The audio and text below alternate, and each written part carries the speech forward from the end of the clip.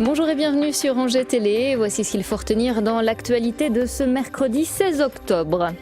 Les rencontres de la sécurité se déclinent jusqu'au 19 octobre en Maine-et-Loire. Exemple concret dans un instant. Nous parlerons ensuite création d'entreprise avec notre invité Nicolas Goris, le directeur de la boutique de gestion pour entreprendre à Angers. Enfin, nous irons à la rencontre d'Arthur, un jeune passionné de trapèze fixe. De nombreux agents de la police, de la gendarmerie et du corps des sapeurs-pompiers étaient mobilisés ce mercredi après-midi dans la galerie marchande de l'Espace Anjou à Angers. Une action de sensibilisation et de prévention qui s'inscrit dans le cadre de la semaine de la sécurité routière. Pour le public de passage, des démonstrations de sauvetage et des séances de simulation à l'alcoolémie étaient notamment proposées. Le but de l'opération d'aujourd'hui dans l'espace géant, c'est de sensibiliser les passants à la sécurité routière. Donc ici, c'est un atelier qui simule une alcoolémie plus ou moins importante, avec des lunettes qui ont des prismes qui simulent cette alcoolémie. Ça fait une sensation un peu bizarre. C'est bizarre, on s'y attend pas en fait. Là, c'est même quand on marche. Alors j'imagine pas quand on conduit, ça doit être pire. 95, c'est le nombre de licenciements économiques enregistrés en août dernier sur le secteur d'Angers. Un chiffre avancé par la Maison de l'Emploi d'Angers dans son dernier baromètre éco. Cela porte à 691 le nombre de licenciements économiques depuis le début de l'année. Des chiffres en hausse par rapport à 2012. Les créations d'entreprises commerciales ou artisanales sont également en baisse par rapport à l'année dernière. Avec en juillet dernier 48 nouvelles entreprises créées du côté de la CCI et seulement 29 du côté de la Chambre de métiers et de l'artisanat. La création d'entreprises, c'était justement l'objectif affiché de la 7e rencontre des entrepreneurs organisée ce mercredi à la Maison des Projets d'Angers.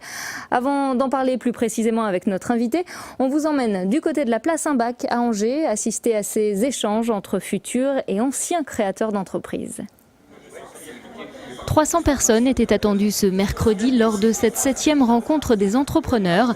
L'événement organisé tous les 2 ans a pour objectif de rapprocher les personnes qui ont passé le cap de l'entrepreneuriat et qui sont maintenant chefs d'entreprise et les porteurs de projets qui hésitent encore. Sur place également une dizaine de conseillers qui prennent le temps d'appréhender chaque projet. Car avant tout, ce que cherchent les futurs créateurs d'entreprise, ce sont des conseils adaptés à leur cas particulier. Quand on est maman et chargée de famille, on ne peut pas se permettre non plus de faire n'importe quoi. Donc il faut rester aussi lucide, tout en étant un peu, essayant de se lancer et de prendre quelques risques aussi. Et puis, est-ce que je suis capable ? Est-ce que je dois faire ça ? Enfin, ce sont des questions un peu existentielles, quoi. Et pour que ces questions existentielles trouvent rapidement leur réponse, il est important de rassurer les porteurs de projets. Et c'est là que l'expérience des anciens est enrichissante.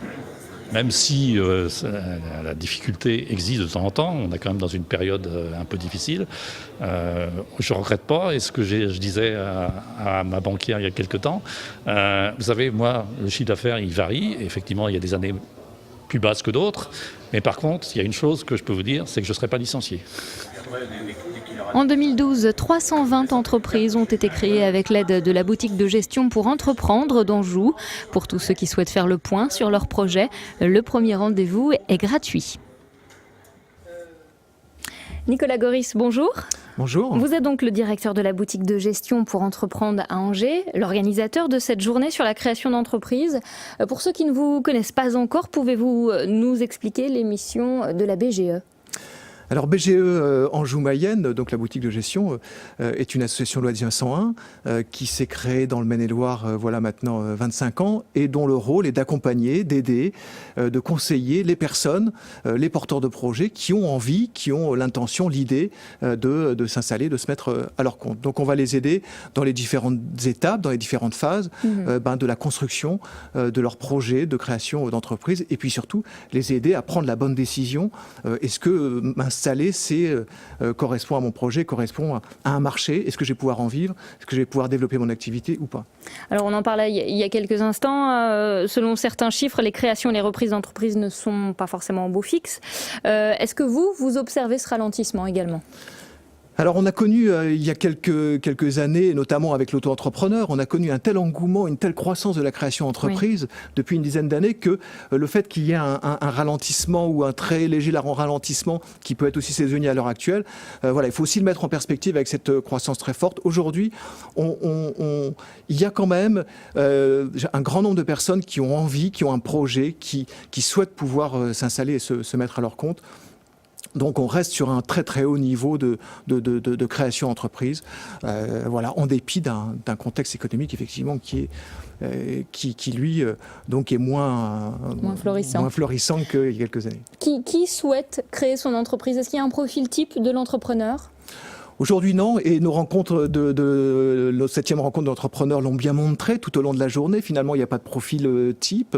Il n'y a pas non plus de secteur d'activité type où on peut s'installer. Je crois qu'il y a, par contre, un certain nombre de caractéristiques qui me paraissent importantes lorsqu'on a un projet de création d'entreprise et sur lequel, je crois, il faut bien travailler. Le premier élément qui me paraît important, c'est bien préparer son projet, bien étudier son idée pour s'assurer que, au final, on va bien pouvoir avoir une entreprise qui est faisable et un projet qui est viable. Au-delà de la bonne préparation de son projet, je crois que ce qui est important aussi, c'est de bien se préparer soi-même, se préparer à ce nouveau métier qui va être le métier de chef d'entreprise, d'entrepreneur. Donc ça nécessite aussi d'acquérir de nouvelles compétences, de nouvelles connaissances, et donc de se former, et donc d'être aussi bien prêt à être entrepreneur. Et puis ça nécessite aussi une bonne dose d'enthousiasme, une bonne dose de créativité, et puis aussi l'apprentissage et le développement de tout ce travail en réseau, de toute cette coopération et de tous ces échanges nécessaires pour pouvoir développer son activité. Quelles sont les craintes les plus récurrentes quand on vient vous voir? De quoi les futurs entrepreneurs ont-ils peur, par exemple? Ou les questions qui vont nous poser le plus régulièrement. Alors, quel va être le bon statut juridique qui va être adapté à mon projet? Est-ce que le statut d'auto-entrepreneur est quelque chose qui me correspond bien ou pas? Donc, il y a beaucoup de questions autour de ces aspects-là. Il y a des questions aussi sur les démarches administratives. Il y a des questions sur les aides. Est-ce qu'il y a des aides qui vont pouvoir m'aider à monter mon projet ou pas? Donc c'est des questions un peu récurrentes que l'on retrouve. Comme on le voyait également dans le reportage, les personnes ont aussi besoin d'avoir un regard extérieur en disant mon projet, finalement, qu'est-ce que vous en pensez? Est-ce qu'il est viable? Est-ce que vous le sentez viable?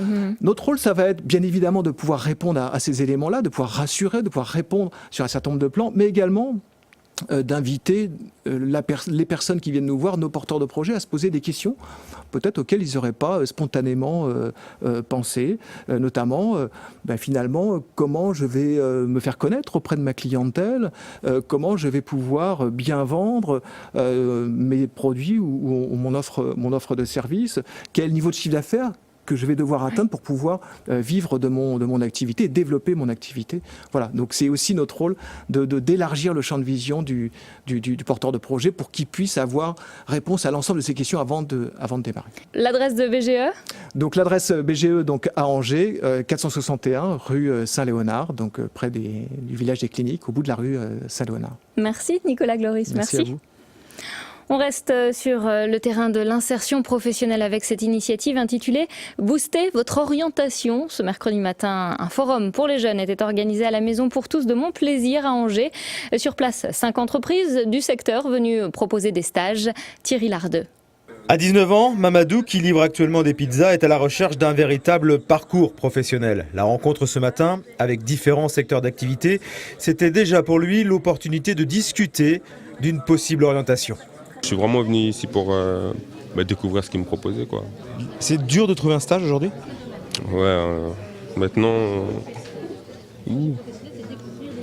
franchement, depuis que j'ai quitté l'école, là, j'ai pas eu de proposition de stage, tout ça.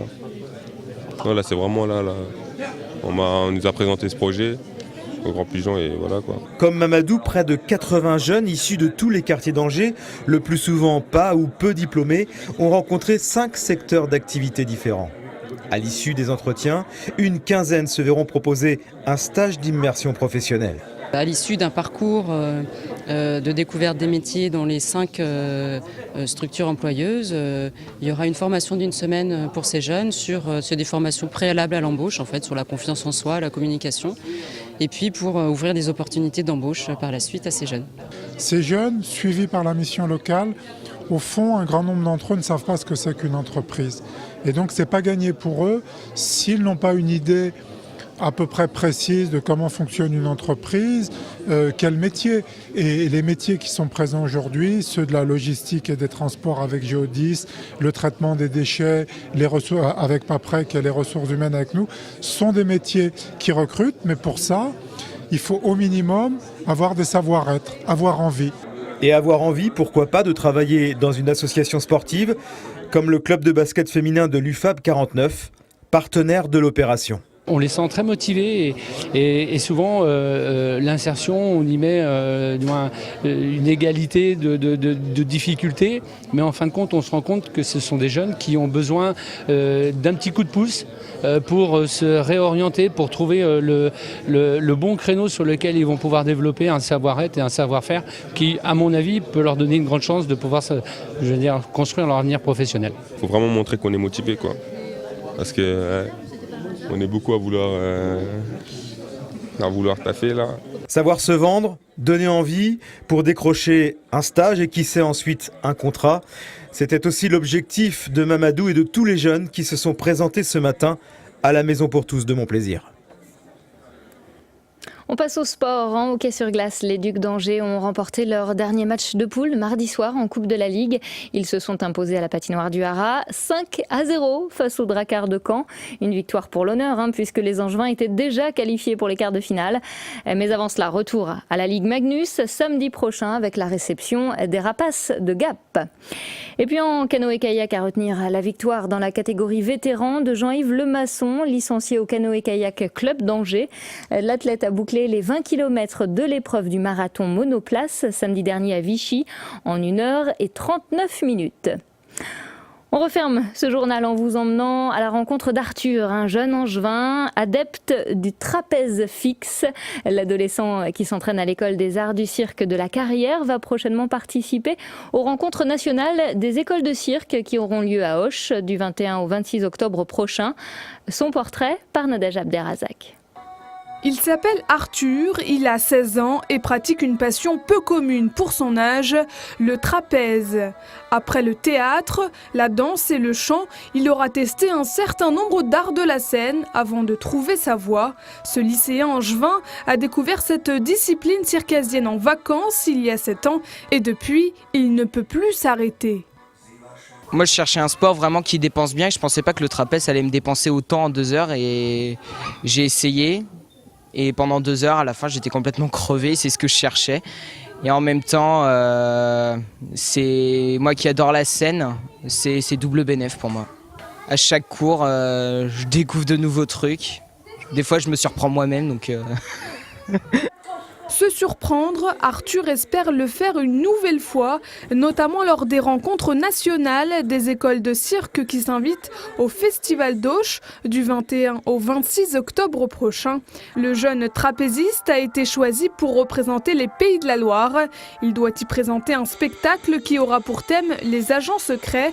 À 5 jours du rendez-vous, la pression monte pour Arthur, mais sa professeure tient à le rassurer. C'est un gros festival. Unique, parce que c'est le seul festival qui mélange comme ça et les élèves et les professionnels de haut niveau. L'enjeu, il est de se faire plaisir, de prendre plaisir à donner au public son travail. Cette vitrine nationale pourrait ouvrir un certain nombre de portes pour Arthur, qui espère bien plus tard faire carrière dans les arts de la scène. Voilà, c'est la fin de ce journal. Merci de votre fidélité. Demain, aux commandes du JT, vous retrouverez ma consoeur Nadège Abderrazak. Très bonne fin de journée sur Angers Télé.